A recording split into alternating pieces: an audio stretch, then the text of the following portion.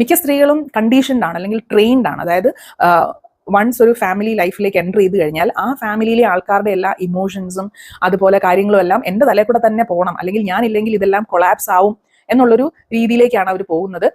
അല്ലെങ്കിൽ ഇതിന്റെ ഒരു എക്സ്ട്രീം എന്ന് പറഞ്ഞാൽ ഇതിൽ ഒന്നും ഇൻവോൾവ് ആക്കാതെ അവരെ നിർത്തുകയാണെങ്കിൽ അവർ വിചാരിക്കുന്ന ഞാൻ യൂസ്ലെസ് ആണ്, എന്നെ ആരും വാല്യൂ ചെയ്യുന്നില്ല.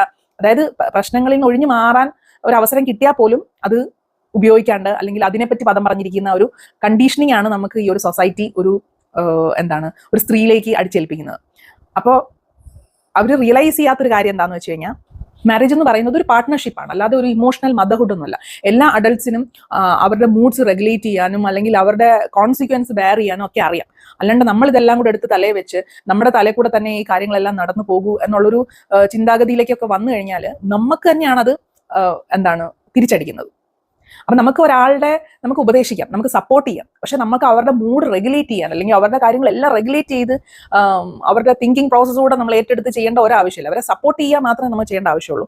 അല്ലാതെ ഓവറായിട്ട് റെസ്പോൺസിബിലിറ്റി ഏറ്റെടുത്ത് എല്ലാവരുടെയും കാര്യങ്ങളിൽ ഇൻവോൾവ് ആയി നമ്മൾ ഡ്രെയിൻഡ് ആവേണ്ട ഒരു ആവശ്യം ഇല്ല എന്നുള്ളതാണ്. അപ്പോൾ വൺസ് നിങ്ങൾക്ക് ഇതിലൊരു ക്ലാരിറ്റി കിട്ടിക്കഴിഞ്ഞാൽ നെക്സ്റ്റ് ടൈം ഇങ്ങനെ ഒരു സിറ്റുവേഷൻ വരുമ്പം ജസ്റ്റ് ഒന്ന് പോസ് ചെയ്യുക, നിങ്ങളൊന്ന് ചിന്തിക്കുക, ശരിക്കും ഞാൻ ഇതിൽ ഇടപെടേണ്ട ആവശ്യമുണ്ടോ, ഇത് അവർ തന്നെ അത് ഡീൽ ചെയ്യത്തില്ലേ, അവരെന്തെങ്കിലും ഒരു സപ്പോർട്ട് ചോദിച്ചാൽ മാത്രം ഞാൻ ഇതിനകത്ത് ഇൻവോൾവ് ആയാൽ പോരെ എന്നുള്ളൊരു ചിന്ത ഉണ്ടാവണം.